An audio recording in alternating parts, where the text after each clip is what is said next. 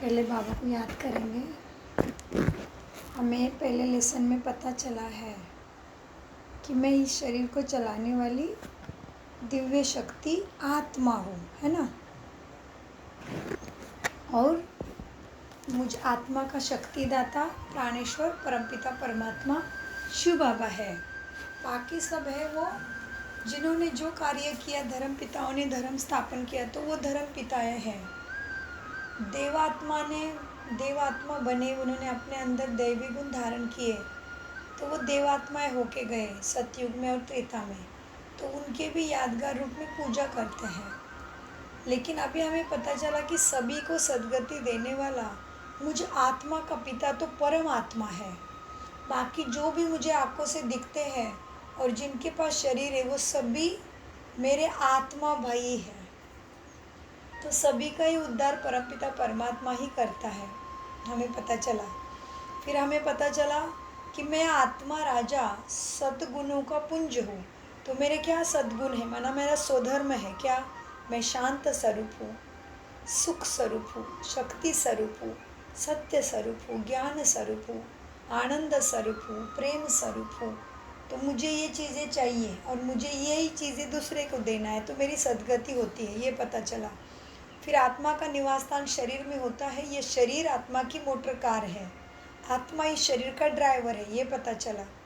उसके बाद क्या पता चला कि आत्मा को दुख क्यों आ गए, आत्मा भगवान से दूर क्यों हो गई, क्योंकि आत्मा के अंदर रावण के 10 सिर माना माया आ गई। माया माना आत्मा, कोई आत्मा में क्रोध ज़्यादा है, कोई में लोभ है, काम क्रोध लोभ मोह अहंकार ईर्ष्या द्वेष, ये बड़े बड़े भूत सभी के यहाँ संस्कारों में आने के कारण क्या हो गए, वो सभी आत्माएं पतित बन गए। तो हमने पतित पावन को पुकारा कि आ जाओ, हमें सद्मति सद्गति दे दो। तो परम पिता को बुला रहे हैं। तो हमें पता चला दूसरे लेसन में कि परम पिता के हमारे बीच में नहीं है। क्या परम पिता भगवान मनुष्य को नहीं बोल सकते, परम पिता परमात्मा देव जानवरों को, पेड़ पौधे सृष्टि को नहीं बोल सकते। परमपिता परमात्मा 5 तत्व भी नहीं है। ऐसे भी नहीं कि हवा परमात्मा है, जल परमात्मा है, नहीं। तो वो तो 5 तत्व है। फिर पता चला कि मुझे आत्मा का बाप ऊपर वाला है, तो वो ऊपर रहता है। तो ऊपर क्या है, धरती जल वायु और आकाश और अग्नि, इसके भी पारे छठा तत्व ब्रह्म तत्व, ब्रह्म लोक में परमात्मा रहते हैं। और फिर क्या होता है, कलयुग के अंतिम क्षण में जब मनुष्य अधर्मी बनता है, अपना स्वधर्म ही भूल जाता है, तब भी फिर भगवान फिर से धर्म की पुनर्स्थापना करने धरती पे आते हैं। अच्छा, फिर पता चला भगवान तो लाइट है, वो तो जन्म मृत्यु में आते ही नहीं, तो कैसे फिर हमें सद्गति का ज्ञान देंगे, सद्बुद्धि कैसे करेंगे। तो फिर पता चला कि ब्रह्मा के मुख कमल में भगवान ब्रह्मा के शरीर में प्रवेश करके उनके मस्तक में बैठ के ब्रह्मा के वाणी से ये सत्य ज्ञान देते हैं, उसको मुरली कहा। ये मुरली हमारे जन्मों जन्मों का दुख हरने वाली ताकत, और ये मुरली है श्री भगवान वाच। तो भगवान वाणी में आ गया, लेकिन वो जन्म मृत्यु में नहीं आया, क्योंकि वो जन्म मृत्यु में आएगा तो उसको भी शाम बनना पड़ेगा। लेकिन वो है सत्यम शिवम सुंदरम, वो शाम नहीं बनता। नहीं तो फिर मनुष्य की सद्गति कैसे करेगा, सभी ही बाप हो जाएंगे। वो शरीर में आ जाएगा तो फिर सभी मनुष्य आत्मा जैसा हो जाएगा। तो वो शरीर में नहीं आता, वो तो सदा ज्योति है, सदा ही लाइट है, लेकिन उसके भी गुण हैं। तो हमें पता चला वो शक्ति का, ज्ञान का, गुणों का सागर है, और वो इतना कल्याणकारी है, उसके कर्तव्यवाचक नाम है, कल्याणवाचक नाम है। तो फिर क्या पता चला कि सभी मनुष्य आत्माएं धरती पे किसी न किसी नाम से उसको ही पुकार रहे हैं, उसको ही मांग रहे हैं। फिर किसी ने गॉड कहा, अल्लाह कहा, खुदा कहा, प्रभु कहा, भगवान कहा, लेकिन उसको ही सारी आत्मा पुकारती है, इसीलिए वो सभी आत्माओं का बाप है। हाँ, ये जाति धर्म भेद पंथ रीति रिवाज ये मनुष्य निर्मित है। उसने निर्माण किया होता तो फिर किसी का खून काला होना चाहिए था, किसी का खून नीला होना चाहिए था। खून का रंग तो सबका एक ही है, तो सबके अंदर वही चेतना है, आत्मा, वो परमात्मा के बच्चे हैं। तो वो हो गए हम सभी आत्माओं का बाप, और ये सृष्टि भी उसकी ही है। तो इसीलिए फिर परमात्मा कहते बच्चे अभी तुम्हें दुख बहुत आ गया क्योंकि तुम अभी सारी आत्माओं के अंदर सद्गुणों के बदले दुर्गुण आ गए। अब जब दुर्गुण आए तो तुम बाप को पुकारते हो कि आ जाओ हमें इस दुख से छुड़ा। तो फिर मैं अभी आया हूँ कलयुग के अंतिम क्षण में, तो मैं कहाँ बैठता हूँ आके, मैं ब्रह्मा के भ्रुकुटी के बीच में बैठता हूँ और फिर मैं ब्रह्मा के मुख कमल से बोलता हूँ। जैसे तुम आत्मा शरीर में बैठे हो वैसे ही मैं भी आके बैठता हूँ और फिर मैं ब्रह्मा के मुख से तुम्हें बताता हूँ कि बच्चे दुर्गति से निकलने के लिए, पतित से दुख से निकलने के लिए ये करो। क्या करो? खुद को आत्मा समझो। तुम शरीर नहीं हो तो तुम शरीर से ममत्व निकाल दो।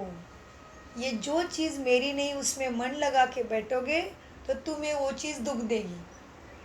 तो फिर बाबा भगवान कहते बच्चे ये शरीर भी तुम्हारा नहीं और ये आँखों से तुम्हें जो कुछ दिखता है वो तुम्हें चलाने के लिए दिया है, क्योंकि तुम सारी आत्मा इस रंगमंच पे खेलने आए हो, अपना एक्ट करने आए हो, अपनी भूमिका करने आए हो, लेकिन तुम्हारा असली घर परम धाम है।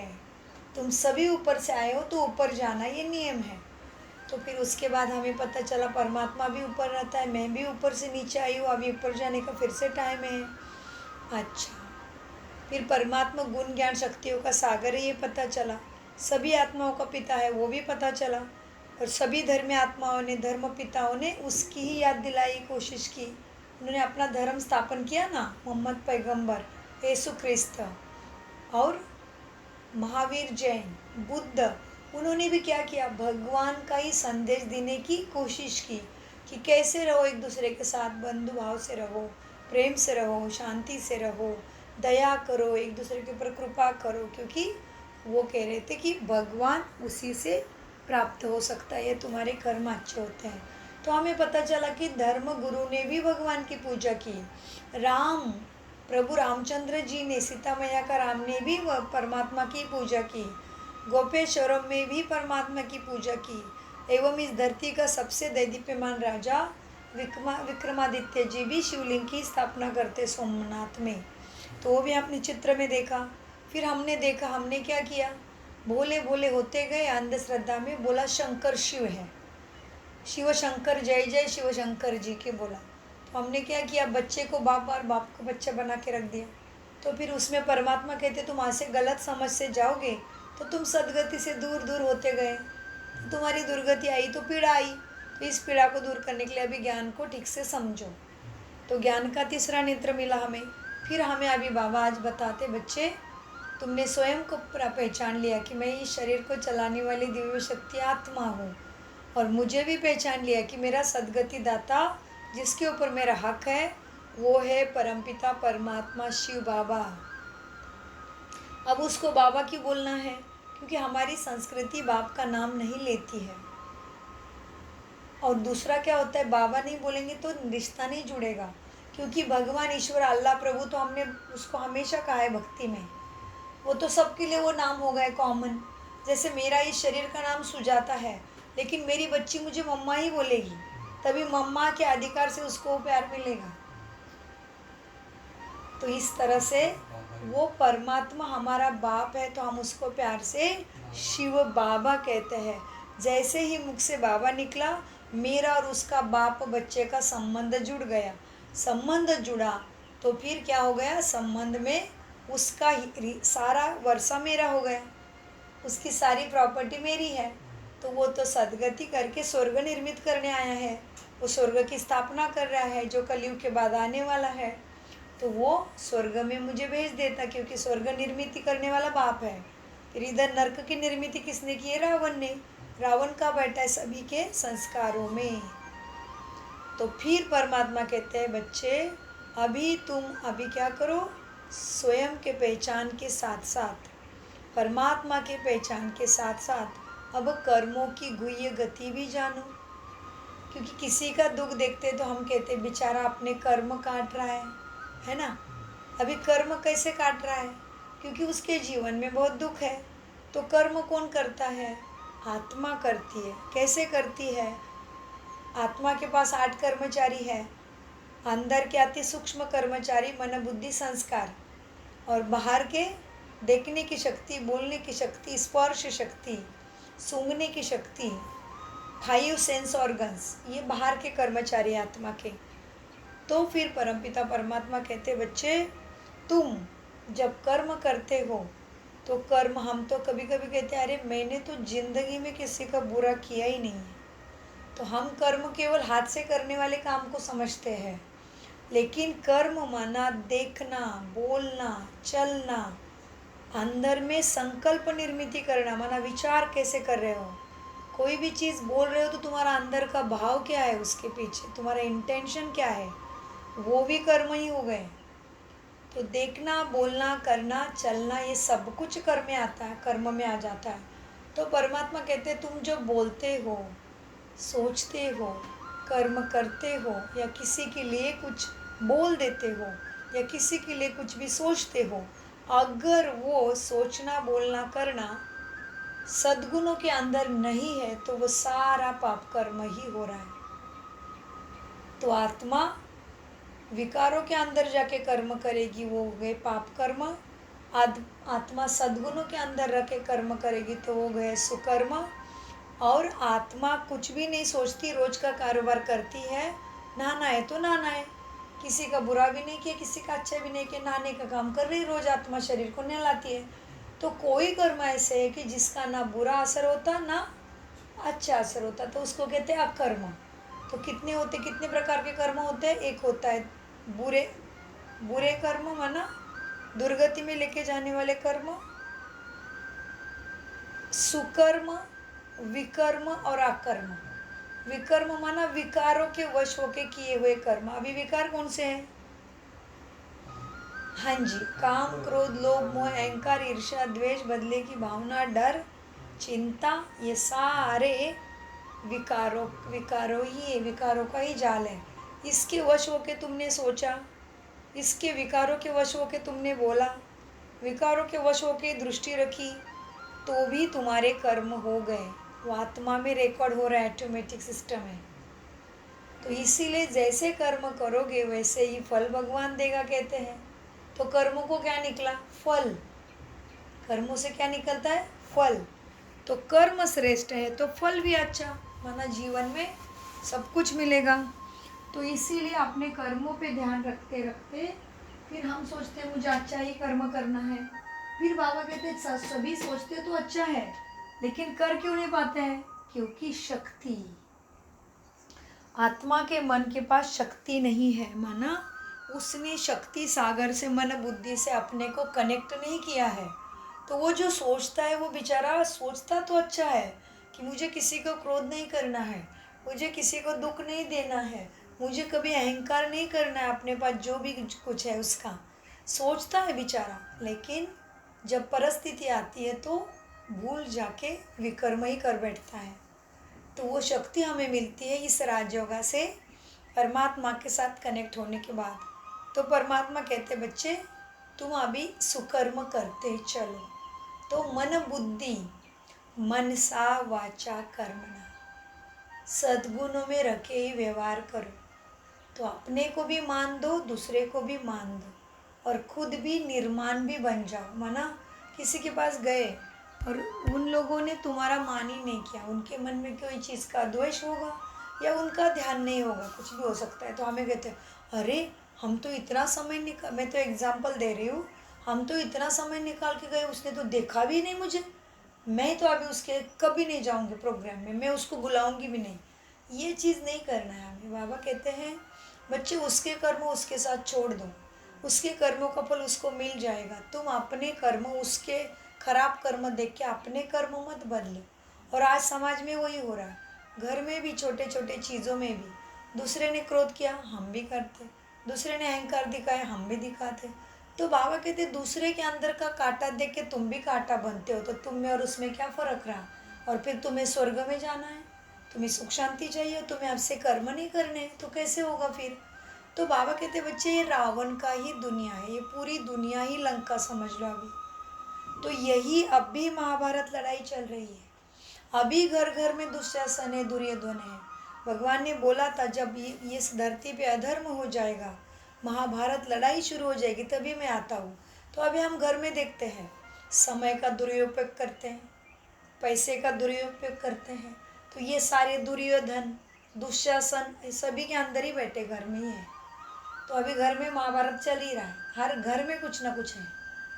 तो इसीलिए अभी भगवान आए हैं और यही दुनिया भी परिवर्तित हो रही है।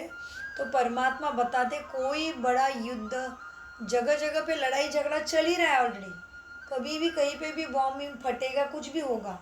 ये अभी जो हो रहा है यही महाभारत लड़ाई चल रही है। और सभी को लगता है कि हमें सुख चाहिए, शांति चाहिए, हेल्थ चाहिए, वेल्थ चाहिए, सब कुछ चाहिए। तो बाबा कहते ऐसे भी मनुष्य धरती पे थे जब सतयुग स्वर्ग धरा पे था, जब देवी देवता राज्य करते थे तभी ऐसा ही था। वहाँ पे सुख, शांति, समृद्धि, आयु सब कुछ था स्वर्ग में। तो अभी उस स्वर्ग में जन्म प्राप्ति के लिए अभी से बाबा कहते शुरुआत करो। जब दुनिया में दुख की आग लगी है तब भी ही तुम सावध हो जाओ। और ऊपर से परमात्मा कहते बच्चे जहाँ पे सब तरफ सुख है ना, तो सुख में सिमरन करे ना, कोई दुख में सब करे। तो अभी दुख है ये समझ जाओ। इसलिए भगवान का हर कितने सत्संग, कितने गुरु बोंदू महाराज, वो आपने देखा होगा अभी प्रयागराज में कुंभ मेला हुआ, कितने हजार साधु संत आए थे, कितने भगवे वस्त्र पहने, क्या कर रहे हैं वो? सभी भगवान को याद कर रहे हैं। सबको शांति चाहिए, सबको स्वर्ग पद चाहिए, सबको सुख शांति चाहिए। तो भगवान फिर हमारे जैसे भोले भाले बच्चों पे प्रसन्न हुआ। वो साधु संत अभी भी पुकार ही रहे, उनको अभी तक ठिकाना नहीं मिला कि परमात्मा खुद आया है। चल रहा है महाभारत लड़ाई, लाइव भगवत गीता, अमर कथा, तिजरी की कथा, सत्यनारायण की कथा कहो, ये सब कुछ अभी चल रहा है। क्योंकि जहाँ पे दुखी नहीं है उधर क्यों भगवान को याद करेंगे? आपको अभी भूख ही नहीं लगी तो आप थोड़ी बोलोगे अभी जाता हूँ सुजाता बहन, मुझे तो खाने के बिना चैन नहीं, मुझे भूख लगी। नहीं, खा के पर्याप्त आए हैं तो अमुक घंटे तक पेट तकलीफ नहीं देगा क्योंकि खाया हुआ है। उसी तरह से भगवान कहते बच्चे अभी ही नरक है, अभी ही दुखों की दुनिया है, यही महाभारत लड़ाई चल रही, चारों तरफ कुछ ना कुछ हर समय होता रहेगा। यहाँ पे ही मुझे याद करो। तो जो समय को वैल्यू देता है समय उसको वैल्यू देता है, जो समय को वैल्यू नहीं देता समय उसको हिसाब मांगता है। इसीलिए बच्चों का ले लो, अपना ही ले लो। पढ़ाई के टाइम में पढ़ाई नहीं करते तो वो समय फिर आता क्या? जैसे टीचर बने, बहुत अभिमान की चीज़ है, कितने बच्चों का भविष्य इन्होंने आज बनाया होगा। अभी वो बच्चे बड़े बड़े हो जाएंगे, बड़े बड़े पोस्ट पे पहुंच जाएंगे, सब पोस्ट है ना आपके स्कूल के, कोई इंजीनियर बनेगा, क्या क्या क्या क्या अच्छा अच्छा बनेंगे। लेकिन इनको देखते ही वो तो विद्यार्थी हो जाएगा ना, वो थोड़ी ना कहे मैं ऑफिसर हूँ, मैं LLM क्या क्या हूँ, मैं MP हूँ, मैं डॉक्टर हूँ, मैं इंजीनियर हूँ। नहीं, गुरुजी कितना रिस्पेक्ट आएगा। तो ये कैसे गुरुजी बने? अभी इन्होंने छोटेपन में लगन से जो पढ़ना था वो पढ़ा होगा ना, तो समय ने इनको रिटर्न दिया ना। तो समय बहुत वैल्यूबल है। समय हमें क्या करता है, हमारी सेवा पर भी है। हमें समय समय दे रहा है, हमें टाइम दे रहा है। क्यों? क्योंकि मैं अभी भी जिंदा हूँ। तो समय का बड़ा महत्व है, इसलिए कहते हैं समय बड़ा बलवान है। तो जैसे हम कहते हैं ना छोटे बच्चों को, भाई पढ़ाई का टाइम है, पढ़ाई करो, टाइम वेस्ट मत करो। जो पढ़ता है चलता है तो वो पाता है, नहीं पढ़ता है तो अनपढ़ रहता है, फिर किधर में गोबर उठाने लग पड़ेगा, खेती बाड़ी में ऐसे ऐसे नौकर चाकर बनना पड़ेगा। क्योंकि पढ़ाई को टाइम में पढ़ाई नहीं किया तो तुम्हें ऊंचा पद कैसे मिलेगा? फिर कायदे में चले ही नहीं। तो अब भी कायदा है, कलयुग के अंतिम क्षण में अपने अंदर के कले कलेश को मिटाने के लिए आत्मा को अर्थ सहित मन बुद्धि से परमात्मा से लगन लगाने का टाइम है। इसलिए चारों तरफ आती पूजा पाठ भक्ति हो ही रही है। एक तरफ साइंस विज्ञान ऊंचा ऊंचा जा रहा है और एक तरफ भक्ति की सत्संगों की बाढ़, बुआ भटजी सबकी बाढ़ आ ही गई है। जी चल रही है सारा खेल एक साथ। तो इसीलिए परमपिता परमात्मा कहते हैं बच्चे कर्मों की गति को भी जानो, तो तुम अभी सुकर्म करते रहो, विकर्म मत करो। कभी कभी ऐसे होगा परिस्थिति बहुत भारी होगी, सामने वाला तुम्हारे अच्छाई का फायदा भी लेगा, तो भी बाबा कहते तुम भगवान के बच्चे हो ना, तुम मेरे ऊपर विश्वास रखो। तुम्हारा जो कुछ भी है मुझे बताओ, मैं सुनने के लिए आया हूँ। और जो तुम्हारे साथ कुछ कर रहा है उसकी गलती नहीं है। आज भी बाबा ने कहा मुरली में, हर आत्मा निर्दोष है। कैसे निर्दोष? क्योंकि बाबा कहते बच्चे, कर्मों के गति के अनुसार तुम जन्म मृत्यु के फेरे में आके आके तुम पहला सब भूल जाते हो। तुम्हें नहीं पता तुमने कभी कुछ उस आत्मा को कुछ दुख दिया है। वो हिसाब लिए बिना छोड़ेगी नहीं। इसलिए हमें आत्मा शब्द से डर लगता है। आत्मा कुछ नहीं करती शरीर के बिना, लेकिन आत्मा के साथ जो हमारा हिसाब किताब जुड़ा ना अभी कर्मों का, वो नहीं छूटता है जन्मों जन्म। इसलिए आत्मा से डर लगता है। ये प्रैक्टिकल में था। क्योंकि आता समझो, मेरा ही लेते उधर, अभी सुजाता बहन ने किसी से 10,000 रुपये लिए थे, ठीक है, किसी काम के लिए, और मैं उसको दे नहीं पाई। या तो मैं भूल गई या मैं दुनिया से निकल गई, समझ लो। तो अभी उसके 10,000 तो रह गए ना मेरे पास। तो फिर वो किसी ना किसी रूप में वो आत्मा मेरे सामने फिर आएगी।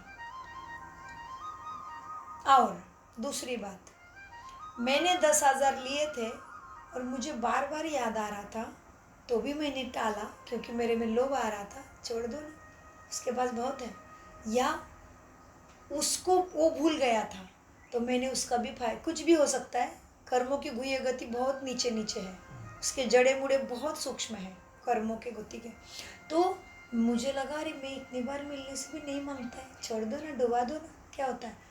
तो मैंने लोभ के वश, मोह के वश, उसके थे वो 10,000, उसने मुझे दिए थे, लेकिन मैंने जानबूझ के दिए ही नहीं। और एक कभी कभी क्या होता है, हम कहते हैं नहीं देंगे, जो करना कर, ये भी होता है, ठीक है। तो कोई भी चीज़ हमने की और समझ लो उसको हमने दुख दिया, उसने मांगा था, हमने नहीं दिया, तो वो दुखी हो गया। उसने हमारे लिए कितना कितना सोचा होगा, वो सारा मेरे खाते पे जमा हो गया आत्मा के। अभी आगे जाके तुम कहीं जा रहे थे, तुम्हारी 10 लिए थे, एक कर्मों का बीज 100 फल दे सकता है, 100 से भी ज़्यादा। इसलिए कर्मों की गति गुह्य है, क्योंकि कर्म एक बीज है, या याद रखो। जिस तरह से आम का एक ही बीज बोना पड़ता है, उसको ठीक से खत पानी मिलता है, संरक्षण मिलता है, तो वो बीज बड़ा होने के बाद बड़ा वृक्ष बनता है, तो अनेक आम देता है, अनेक दिन देता है, अनेक वर्ष तक देता है। तो क्या हुआ, बीज तो एक ही बोया था ना पेड़ के लिए, लेकिन फल कितने मिले। तो कर्मों का फल इस तरह से है कि उसके पैसे हमने दिए नहीं, तो वो अभी कितना मल्टीप्लाई होगा नहीं पता है, कितने जन्म तक। और फिर क्या होता है, अचानक से हम चल रहे थे और हमारी बैग ही चुरा के लेके गया कोई, और उसमें मेरे 50 लाख थे। तुमने किसी के 10 लाख डुबाए थे ना, अभी एक का कितना गुना जाएगा हिस्सा भी नहीं लगा सकते। इसलिए बाबा कहते बच्चे, अभी सत्य मार्ग पे चलना माना, अभी शिक्षा को समझो, अपने कर्मों को समझे। कर्म ऊंचा है, समय ऊंचा है, तुम्हारे श्वास भी लिमिटेड है। तो इसीलिए बाबा समझाते बच्चे, अच्छे कर्म करने के लिए तो मैं तुम्हें मार्ग दिखाता हूँ, मैं तुम्हें विधि बताता हूँ, मैं तुम्हें रास्ता भी दिखाता हूँ, और मैं केवल चलने की शक्ति देता हूँ, मैं पहुँचाऊँगा नहीं। चल के तुझे जाना पड़ेगा। क्यों बाबा तुम नहीं पहुँचाओगे? अरे बच्चे, सारी दुनिया मेरी बच्चे हैं, मैं एक भी कृपा करूँगा तो सब पे करना पड़ेगा, तो खेल ही बिगड़ जाएगा। कौन राजा बनेगा, कौन प्रजा बनेगा, कौन नौकर चाकर बनेगा, खेल कैसे चलेगा इस संसार का। फिर सारे ही राजा बनेंगे तो कैसे चलेगा कारोबार, सारे ही बैठेंगे आसन पे जाके, तो खाना कौन बनाएगा, काम कौन करेगा। तो ये सारा खेल बहुत वंडरफुल है, मनुष्य सृष्टि पे कर्मों का फल है। तो इसीलिए अभी हम बीमार भी हो गए ना, जैसे कल सुजाता बहन ने बताया, अमुक पैसा गया, कोई बात नहीं। किसी जन्म में मैं कुछ बड़ी थी, बहुत जनों ने मेरे राजधानी में धन ला के दिया होगा, मैं उनका वापस नहीं दे पाई होगी। तो अभी कोई डॉक्टर बनेगा, कोई साइंटिस्ट बनेगा, कोई क्या बनेगा, मेरे से लेने दो, निमित्त बन गया मेरा शरीर। लेकिन मुझे खुशी है, जीते जी चुकतू हो रहा है। मरते टाइम सब कुछ आएगा, मैं कैसे चुकतू करूँ, मेरे पास श्वास भी नहीं है। फिर अगले जन्म में फॉरवर्ड हो जाएगा, मुझे नहीं चाहिए, मुझे इधर ही ख़त्म करना है सब। अभी मुझे स्वर्ग में जाना है। तो मनुष्य ने कहा, हे भगवान मुक्ति देना। मुक्ति माना मुझे आगे अभी इधर से कुछ भी नहीं लेके जाना है ऐसे वैसा, अच्छा ही लेके जाना है, जो मैं स्वर्ग पद ही प्राप्त करूं। स्वर्ग पद माना क्या? देवी देवताओं का राज्य। इसलिए 33 कोटि देवी देवता है। एक ही राजा होगा, बाबा कहते हैं एक राजा की लाखों प्रजा होगी, लेकिन स्वर्ग में जैसा राजा सुखी उतनी ही प्रजा सुखी। फिर बाबा बताते, देखो जैसे अभी का भारत ले लो, अभी राज गद्दी पे तो राजनीति में तो कोई बैठा है, उसके हाथ में अधिकार है, रातों रात नोट बंद कर दिए सारे मोदी जी ने, चुप रहना पड़ा।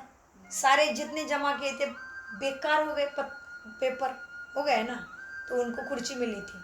तो वो भी कहते मेरा भारत है, और गरीब से गरीब भी क्या कहता है, मेरा भारत है। तो स्वर्ग में भी यही होता। बाबा कहते जब आप तुम संस्कार लेके जाते हो, तुम बुरे के साथ बुरा नहीं करते हो, तुम बाबा को बताते हो बाबा परिस्थिति ऐसे बिकट है, मेरे साथ ये चीज़ें हो रही है, तो बाप कहता है मैं अभी सुनता हूँ, फिर कभी भी तुम्हारी सुन ना सके, तुम्हारे सामने आ ना सके। तो परमात्मा कहते बच्चे ये ड्रामा भी बड़ा कल्याणकारी और बड़ा वंडरफुल समय है। ये समय में भगवान भी बंध गया है, इतना बलवानी समय है। परमात्मा कहते बच्चे 4 युग है, ठीक है, युग तो पता है हमें, शास्त्रों ने बताया है ना, 4 युग है। वैसे ही दिन के भी 4 प्रहर है। वैसे ही हमने क्या किया, हफ्ता भी बना दिया। हम कहते 7 दिन का एक हफ्ता होता है, हम कहते 365 डेज का एक साल होता है। हम कहते भाई अभी ये साल पूरा हो गया, अभी ये एक हफ्ता पूरा हो गया, और ये 12 महीने का साल भी पूरा हो गया। अभी हम परमात्मा कहते बच्चे तुम जानो, हर कल्प लाखों वर्ष का होगा तो खेल कितना बिगड़ जाएगा। ये कलयुग कहीं कहीं लिख के रखा कि ये कलयुग लाखों वर्ष चलेगा।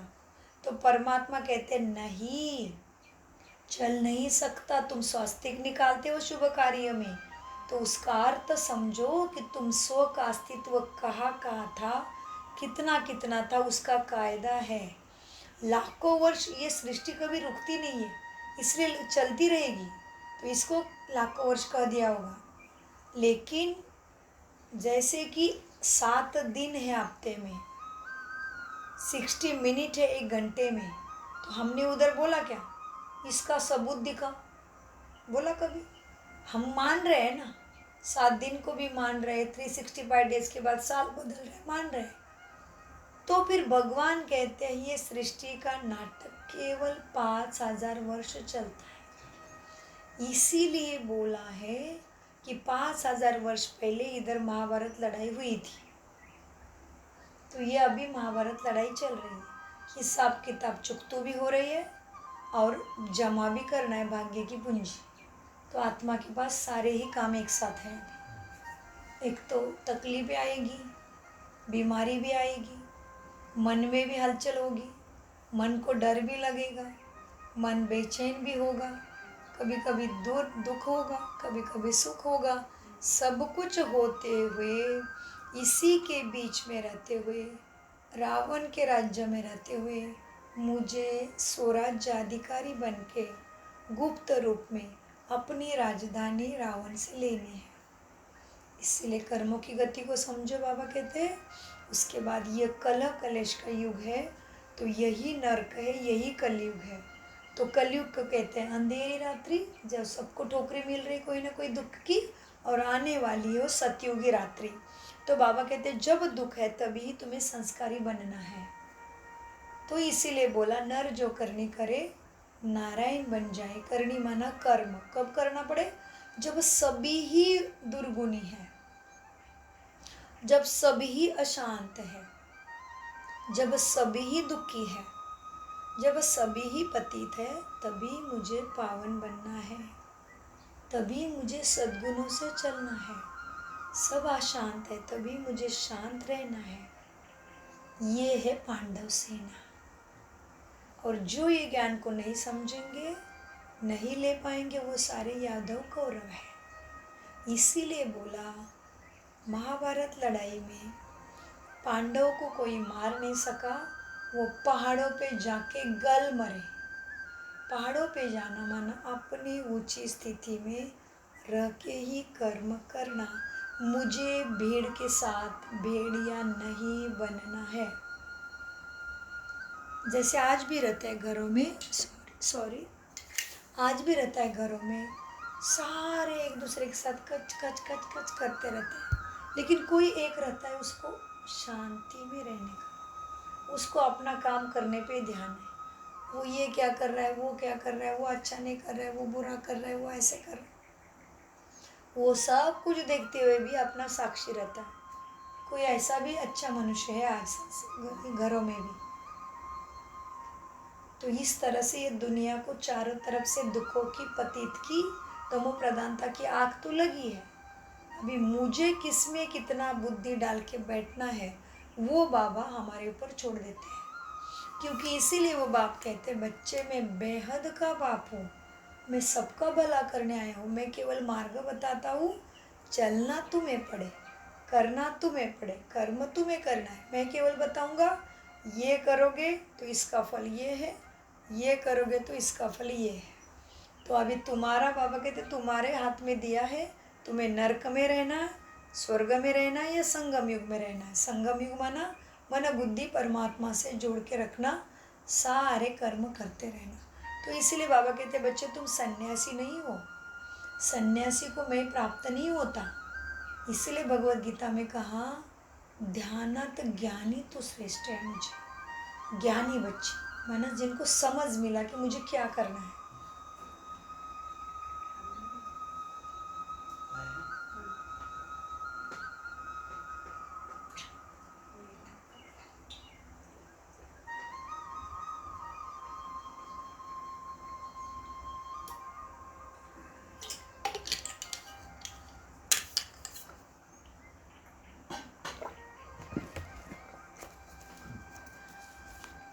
तो अभी समय बहुत बलवान चल रहा है, तो परमात्मा अभी आए हैं। तो हमने देखा क्या हो रहा है, अभी परमात्मा कैसे कार्य करते हैं। परम पिता परमात्मा और उनके दिव्य कर्तव्य, ब्रह्मा द्वारा स्थापना। इसलिए ब्रह्मा की मूर्ति होती है ना, बाहरी है, चारों दिशाओं में देख रही है। अभी सोचो चारों दिशाओं में मनुष्य को आँख कान नाक आएगा, सर्वाइव करने पॉसिबल है क्या? अब सोचो मेरे चारों दिशाओं में नाक का नाक है, मैं सोऊं कैसे? क्यों बनाया हमने ब्रह्मा को ऐसे? अर्थ है उसका।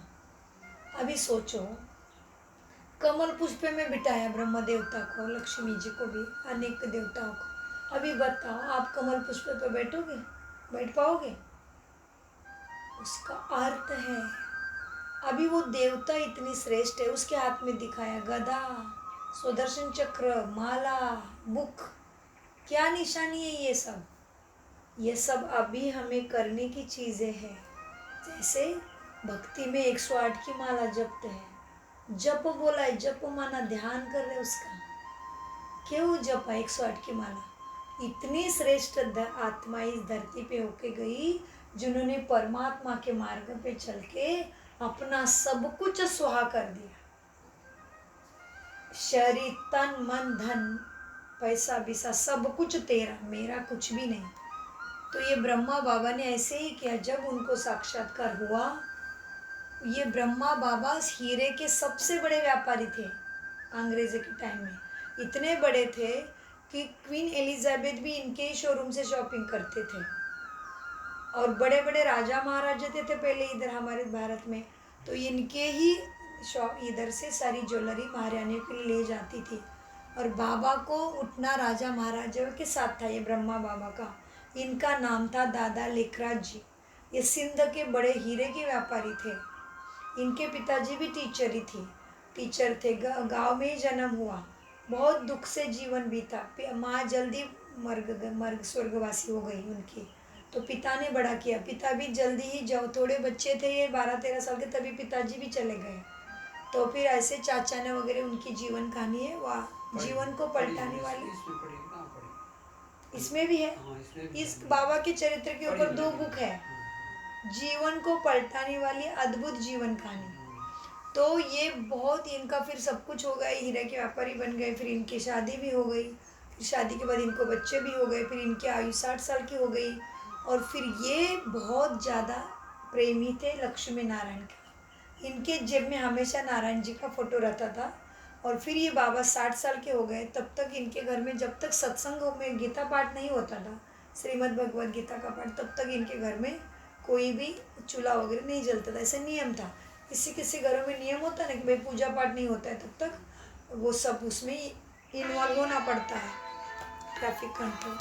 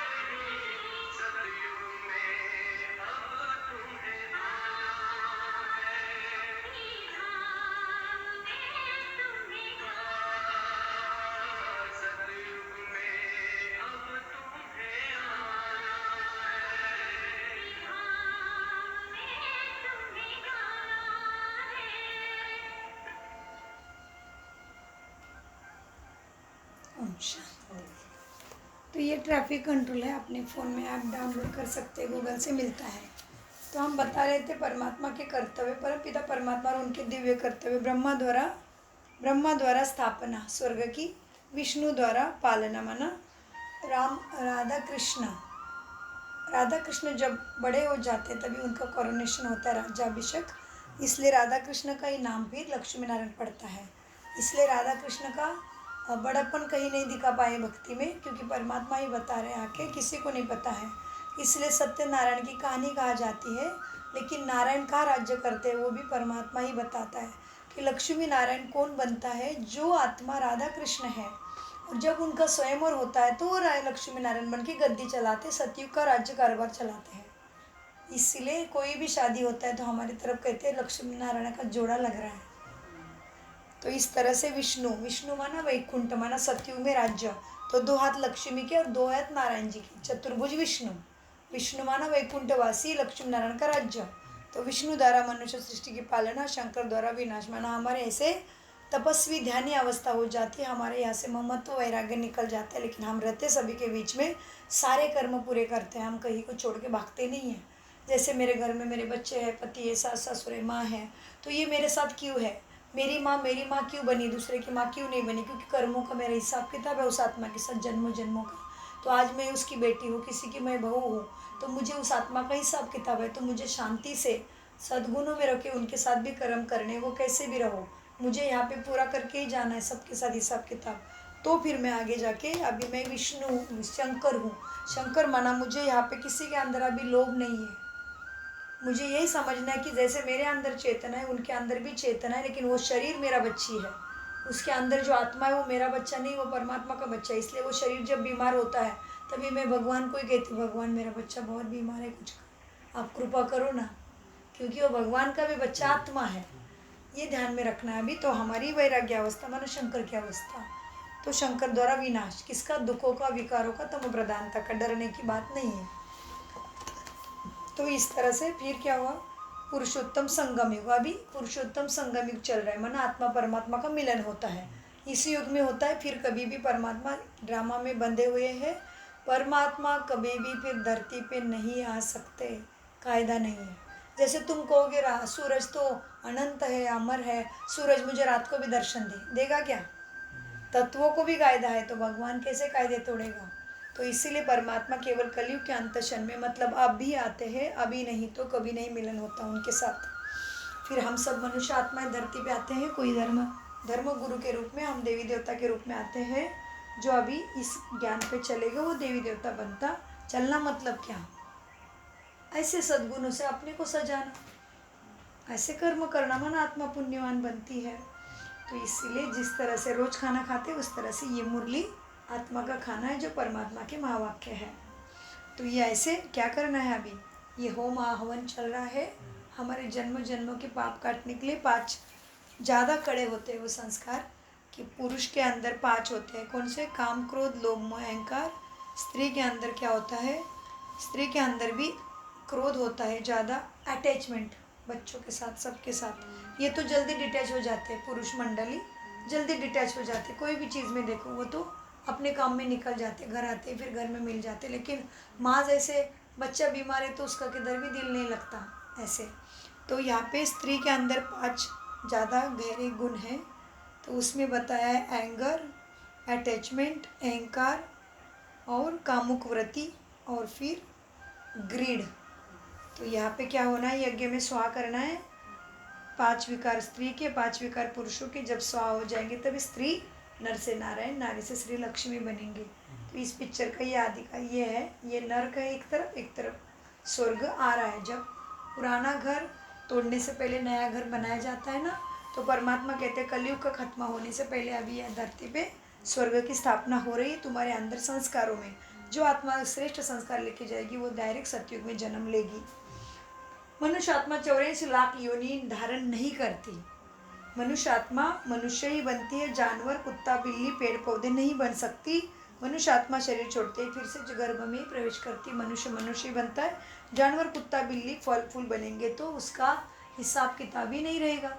तो कैसे पता चलेगा कौन किसका बच्चा बनेगा, कौन किसकी माँ बनेगा, कौन किसका दोस्त बनेगा, कौन किसका दुश्मन बनेगा? तो कायदा ही बिगड़ जाएगा। इसलिए ये सब योनियाँ हैं, इनका अपना अपना राज्य है। लेकिन मनुष्य मनुष्य ही बनता है। केले का बीज बोने से आम नहीं आता, आम का बीज बोने से अमरूद नहीं आ सकता। ठीक उसी तरह से मनुष्य बीज आत्मा, मनुष्य का आत्मा है तो मनुष्य ही बनना पड़ता है। झाड़ पौधे कोई 84 लक्ष्य योनि में नहीं जाते, लेकिन 84 लक्ष्य योनि यहाँ पे कीड़े मकोड़े अलग अलग पकड़ के है। फिर भारत के उत्थान और पतन के 84 जन्मों की अद्भुत कहानी है। हम अभी यहाँ पे हैं। फिर हमें अभी परमात्मा की याद से चढ़ती कला, हमारे अंदर आत्मा में ताकत आती है। हम ऐसे सद्गुणों को अपने अंदर लाते हैं, मन बुद्धि कर्म ऐसे चलाने लगते हैं तो हम ऐसे बनते हैं, इधर जाते हैं। ये सीढ़ी उतरना चढ़ना ही जीवन का खेल है, ये कोई रोक नहीं सकेगा ना रोक सकेगा। ये 5,000 वर्ष का खेल है, तो इसमें डाउट लाने की कोई बात नहीं। जैसे कि हमने दिन में, हफ्ते में 7 ही दिन क्यों, 1 घंटे में 60 मिनट ही क्यों, इसके लिए कोई प्रश्न उठाया क्या? नहीं उठाया। तो 5,000 के लिए क्यों उठा रहे? तो भगवान बता रहा है तो भगवान अभी बता रहे बच्चे तुम क्या थे, ये सीढ़ी पढ़ने जैसी है, ठीक है। तो आपको शिव संदेश देंगे, उसमें आप पढ़ो। उसके बाद है मनुष्य सृष्टि रूपी कल्पवृक्ष। तो सीढ़ी में परमात्मा ने ये सारे साक्षात्कार से बनाया है, बाबा ने इनको दिखाया, उसके हिसाब से बनाया इन्होंने। तो ये सब परमात्मा ने बनाया है, परमात्मा का ज्ञान है, इसलिए कहीं पे भी देखने को नहीं मिलेगा, शास्त्रों में भी नहीं, किसी साधु पुरुष की भी नहीं, किसी धर्म पिताओं के पास नहीं मिलेगा आपको, क्योंकि परमात्मा सर्वपरे है, सर्वज्ञ है, तो वो ज्ञान देता है। फिर मनुष्य सृष्टि के मतलब कौन सी आत्माएं कब आएगी, तो देखो ये मनुष्य सृष्टि का झाड़ समझो, ठीक है। तो ये झाड़ के जड़ा में भी हम बैठे हैं, ठीक है। फिर हम तना में भी आएंगे, अभी जो मेहनत करेगा वो पाएंगे। इन्होंने टीचर ही पूरी की, पढ़ाई की तो टीचर बने तो पेंशन है, सरकार की नौकरी की तो पेंशन है। तो हम अभी इधर बैठे हैं, झाड़ के, मनुष्य सृष्टि के झाड़ के इधर बैठे हैं। अभी हम इधर जब अच्छे बनते हैं तो हमें सतयुग में जन्म प्राप्त होता है। तो सतयुग के बाद त्रेता, त्रेता के बाद द्वापर, द्वापर के बाद ये सारे धर्म, पूरा आत्मा का झाड़। वो देखो ऊपर बीच में, दोनों के बीच में आत्मा का झाड़ कितना प्यारा दिख रहा है। ऊपर में बाबा बैठा है, चमक रहा है बिंदी। उसके बाद दिव्य आत्मा 108 आत्मा है। उसके बाद सारे 33 कोटि आत्मा है, जिनका प्रकाश ज़्यादा है और नीचे नीचे प्रकाश कम है। क्यों? सद्गुण कम है इसलिए। तो जितनी जितनी कला हम अभी भरेंगे उस युग में जन्म होगा, एवं अभी के सुखों का भी आधार उसके ऊपर ही है। तो हमें 21 जन्मों का सुख मिलता है, 8 जन्म सतयुग में, इसलिए कृष्ण जन्माष्टमी कहते हैं, क्योंकि वहाँ पे जल्दी जल्दी मरते नहीं, तो ज़्यादा जन्म होते नहीं हैं। 8 जन्म सतयुग में, 12 जन्म त्रेता में लेती है आत्मा, और फिर 63 जन्म हम कलयुग में लेते हैं। फिर द्वापर युग में भी हम जन्म लेते, सारे जन्म मिला के द्वापर युग में एक आत्मा, देवात्मा 46 जन्म लेती है। फिर बचे हुए सारे जन्म हम कलयुग में लेते हैं, क्योंकि कलयुग में हम तमो प्रधान बनने लगते तो मृत्यु फटाफट होती है। इसीलिए 84 लक्ष योनि है, 84 लक्ष योनि मनुष्य नहीं घूमता, और मनुष्य 84 लक्ष जन्म भी नहीं लेता। एक मनुष्य देवी देवता बनने के बाद 84 जन्म मिनिमम ले सकता है, इससे कम ही बाकी के होंगे। जो देवी देवता ऊंचे बनेंगे उनके ही 84 होंगे, बाकी के जन्म कम भी हो सकते हैं। तो इस तरह से ये सारा दिखाया। तो ये सारे धर्म अपने अपने समय पे राज्य कर इधर आए, लेकिन नीचे में भी हम हैं, ऊपर में ही हम हैं। श्री कृष्ण आ गया देखो इधर फिर। और फिर क्या हो रहा है, ये दोनों देशों के परमात्मा ने बनाया है। ये कोई की हिम्मत नहीं ऐसे दूसरे के झंडे दिखाने की, झगड़ा होगा, लेकिन इस ज्ञान को कोई भी नहीं रोक सका, क्योंकि वो हाईएस्ट शक्ति परमात्मा का है। ये दोनों इतने लड़ेंगे जो बात मत पूछो, सारी बॉम्ब्स वगैरह गिर सकते हैं। बॉम्ब्स की इतनी गर्मी पैदा होगी, उससे धरती हिलेगी, आकाश भी हिलेगा और सागर भी हिलेगा, क्योंकि बॉम्ब्स वगैरह बहुत भयंकर बना के रखे हैं ना, तो वो कभी ना कभी तो कुछ ना कुछ होगा। किसी ने नहीं किया तो भी धरती ने बॉम्ब्स का, जहाँ पे बॉम्ब्स रखे हैं वो थोड़ा बहुत एक दूसरे के साथ हिला के, तो आग लगने में कितना देर लगेगा। तो इस तरह से उनका उस तरफ से। तो इधर लिखा है विज्ञान गर्वित अमेरिका और यूरोपवासी यादव लड़ेंगे, आपस में लड़ेंगे। यादव है वो, और जो परमात्मा के याद में रहेंगे वो पांडव है। पांडव माना हम योग की स्थिति में शरीर छोड़ेंगे, ना हमें मृत्यु का डर लगेगा, ना विनाश हमें कुछ बिगाड़ सकेगा। तो हमें पांडव सेना जो योगों की ऊंची अवस्था माना ज्ञान के स्थिति में रखे शरीर छोड़ेंगे, तड़पेंगे नहीं। तो यह है 5000 वर्ष का ड्रामा। परमपिता परमात्मा से विपरीत बुद्धि भारतवासी को कौरव कहेंगे। परमात्मा के विपरीत बुद्धि है, नहीं मान रहे हैं। और यहाँ पे विज्ञान गौरित अमेरिका, इनको यादव कहेंगे, जिन्होंने बॉम्ब बारूद बना दी, मिसाइलें। और हम योगी पांडव। तो प्राकृतिक आपदा या अंतर्राष्ट्रीय युद्ध और ग्रह ग्रह द्वारा विनाश होगा कलयुगी दुनिया का। तो यह है कल्पाट्री मनुष्य सृष्टि का। फिर परमपिता शिव, परम प्रजापिता ब्रह्मा और जगतांबा सरस्वती, ये भी बहुत दिव्य आत्मा, इनकी भी कहानी है, बड़ा धीरे धीरे आपको पता चलेगी।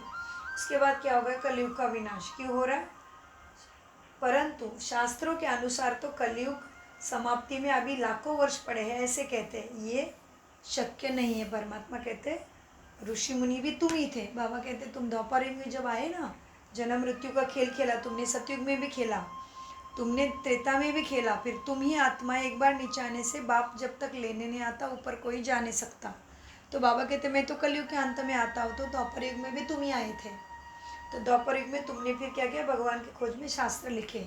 तो अभी तुम्हें ही सबको सेवा द्वारा सजग करना है, तुम्हारी ड्यूटी है। तो इसीलिए फिर क्या हो गया, अधर्म। अधर्म माना तमो प्रधान दुनिया। क्या हो गया, काम क्रोध लोभ मोह अहंकार के आग में सारी दुनिया राक्षस के हाथ में जाके बैठी है। ठीक है, फिर क्या हो जाएगा, अभी ये ब्रह्मा कुमारी है, कौन क्या कर रही ब्रह्मा कुमारी, अपना नहीं दे रही है, कोई मन मत नहीं दे रही है। ये तो परमपिता शिव परमात्मा के द्वारा जो मिल रहा है ज्ञान, उसको वही कुंभकर्ण के नींद में, जो अज्ञान के नींद में सो गए, मतलब देव मनुष्य को देवता समझ रहे हैं, ऋषि मुनियों को देवता समझ रहे हैं, पेड़ पौधों को देवता समझ रहे हैं, ठीक से सच्चे ज्ञान समझने को तैयारी नहीं है, मतलब अज्ञान की नींद में कुंभकर्ण सोए है, तो ब्रह्मा कुमारी ज्ञान डाल रही है। तो इसीलिए बाबा ने बोला सावधान, महाविनाश सामने खड़ा है, अज्ञान रूपी निद्रा से जागो। अज्ञान रूपी निद्रा मतलब ये कुंभकर्ण का चिन्ह है। उसके बाद क्या हो गया, पूरी धरती अभी मिसाइल पे है, कभी भी बम बारूद फूटेंगे तो तकलीफ सबको होगी। हाँ, तो मिसाइलें बम बारूद, तो क्या बोला है इधर, सृष्टि अंतिम श्वास पर है, इसलिए हमारे सबके हिसाब किताब आएंगे। फिर श्री कृष्ण देवता और शिव परमपिता परमात्मा है। श्री कृष्ण को भगवान समझ के नहीं चलेगा, उनके पास अपना शरीर है। भगवान तो लाइट है ना, निराकार है ना, और भगवान एक है, देवी देवता 33 कोटि है।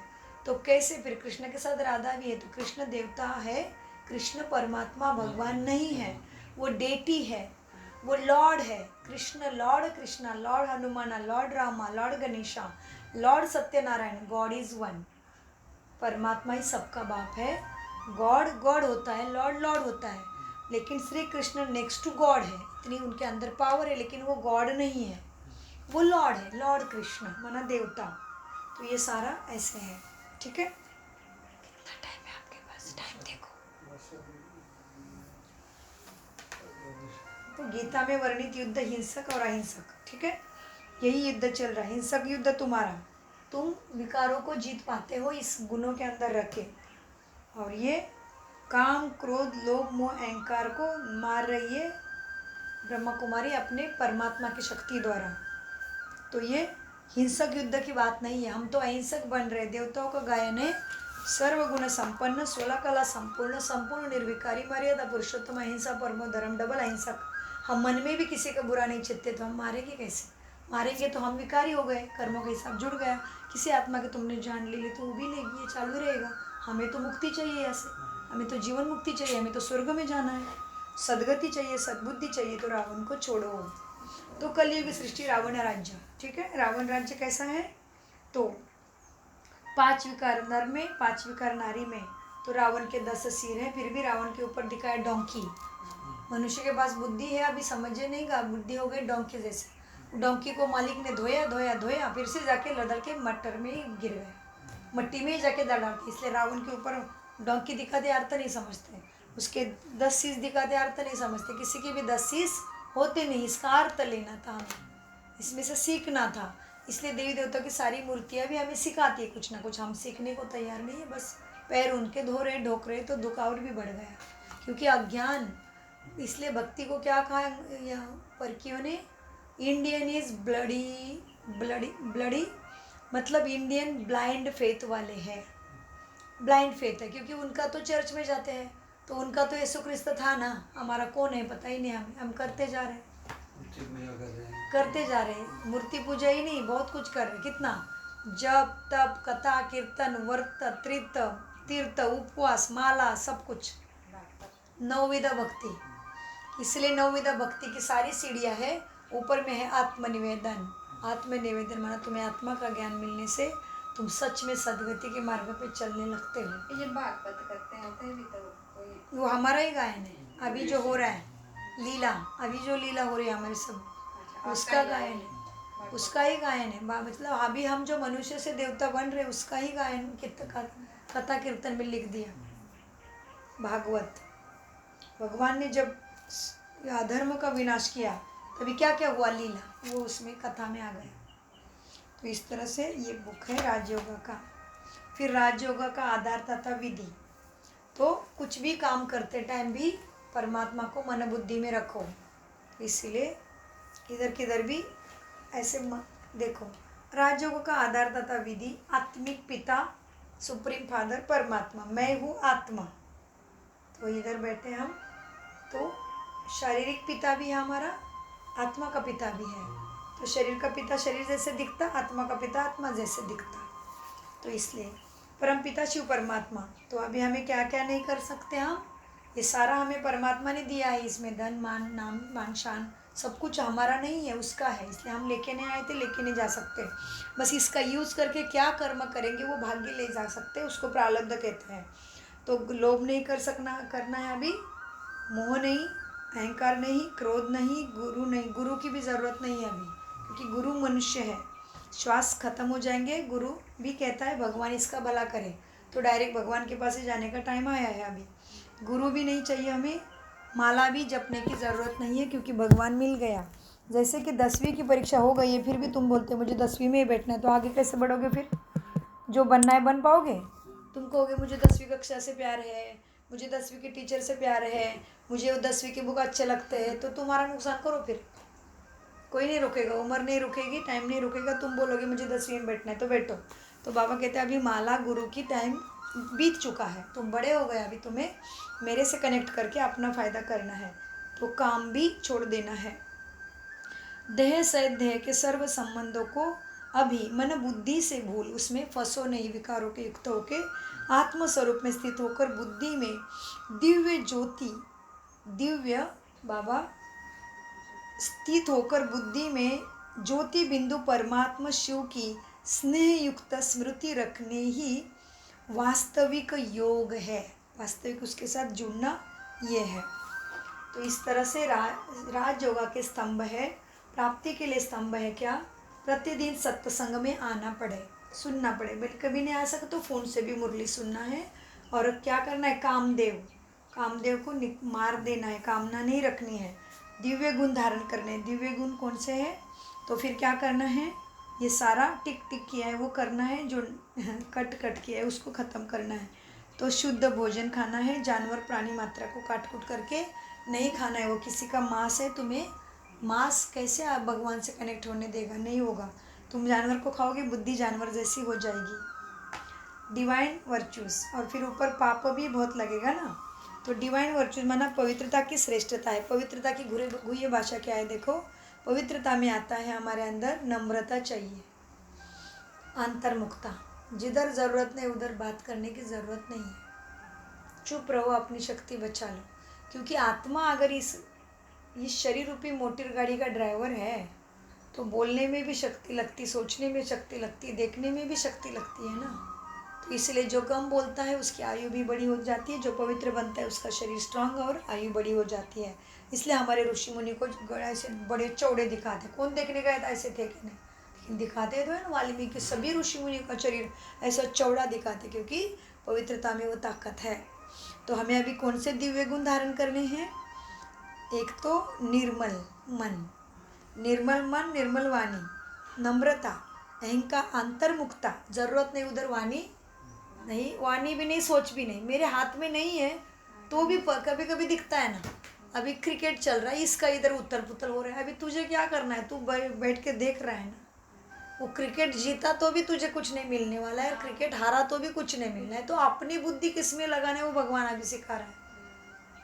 लेकिन कितनी उथल पुथल हो जाती है दुनिया का देख के हमारे अंदर। कहते पिक्चर देखने से बड़ा अच्छा लगा। अभी पिक्चर देखने से कैसे अच्छा लगेगा? तेरा दुख खत्म हुआ, तेरा स्वभाव बदला, तुझे कुछ पैसा कमाई करके दिया पिक्चर ने? नहीं।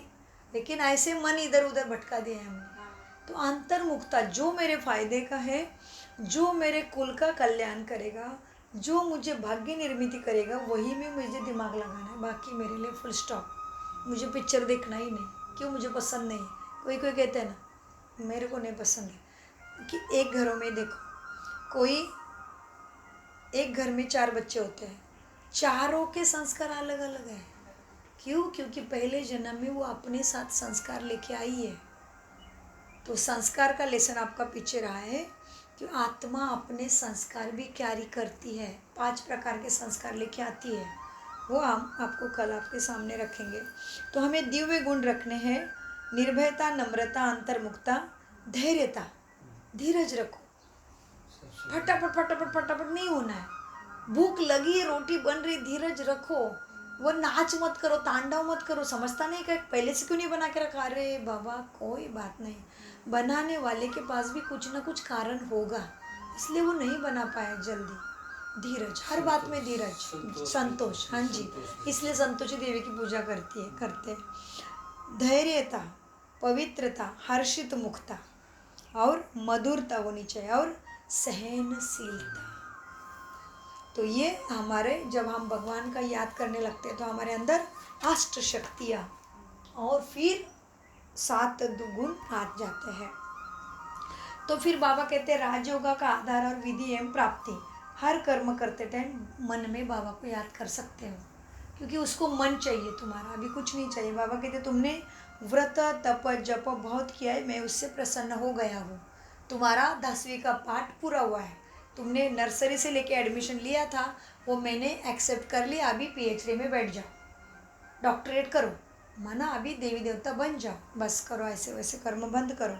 तो इसीलिए भक्ति, ज्ञान और वैराग्य। वैराग्य माना ऐसे मेरे नुकसान की चीज़ों की तरफ मुझे देखना ही नहीं, संकल्प मन में भी नहीं चलाना है। हाँ, किसी का सुना बुरा लगा तो दुआ भेजो उसको, भगवान उसको मदद करो, भगवान की लाइट मेरे में आ रही, उसको जा रही, इतना करो। दुआ दे दो, शुभकामना दो, शुभभावना दो, बाकी माता अपना बिगाड़ो मत। तो हम जब राजयोग का अभ्यास करने लगते हैं तभी हमारे अंदर क्या होता है, विस्तार को संकीर्ण करने की शक्ति आ जाती है, अपने अंदर अष्ट शक्तियाँ जागृत होती है। फिर उसके बाद क्या होता है, सामना करने की शक्ति आती है, फिर निर्णय करने की शक्ति आती है, फिर परखने की शक्ति आती है, फिर सामना करने की शक्ति आती है, फिर सहन करने की शक्ति आती है। अभी ये देखो कितना सुंदर दिखाया, ये पेड़ को क्या कर रहा है बच्चा, आम के लिए पेड़ को पत्थर मार रहा है, लेकिन पेड़ पत्थर देता है क्या वापस? नहीं देता, आम ही देता है ना, उस तरह से। और फिर समेटने की शक्ति, माना बुद्धि कहाँ फैलाना है अभी मेरे ऊपर है, तो ये शक्ति अपने में जागृत होती है। तो बेस बुद्धि योग माँ के साथ, बुद्धि योग दोस्तों के साथ, बुद्धि योग शिक्षक के साथ, बुद्धि योग ऑफिस के साथ, ये सब कुछ करते करते बाप को साथ में रखो। यही अभी काम बाकी है, दूसरा कोई उपाय, बाबा कहते दूसरा कोई उपाय नहीं है यहाँ कलयुग से पार होने के लिए। तो जीवन कमल पुष्प समान कैसे बनेगा? सभी के साथ रहते हुए, सभी के साथ निभाते हुए, सारे कर्तव्य कर्म पूर्ण करते हुए भी परमात्मा की शिक्षा को साथ रखो। बार बार मन को बताओ मैं शांत स्वरूप आत्मा हूँ।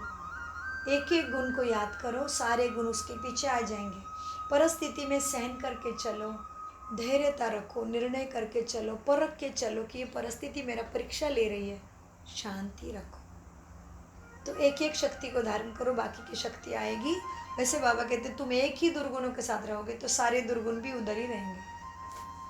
तो इस तरह से बुद्धि काम करते टाइम भी इधर जुड़ी है बाप से, खाना बना रही फिर भी भगवान की याद में, तो इस तरह से कर सकते हैं, संभव है, सभी कर रहे हैं। तो इसीलिए हर चित्र का एक महत्व है। तो Brahma Kumari world wide centres, तो हमारे 140 देशों में सारी आत्माओं ने यह ज्ञान स्वीकार किया, क्योंकि परमात्मा से सद्गति सभी को चाहिए।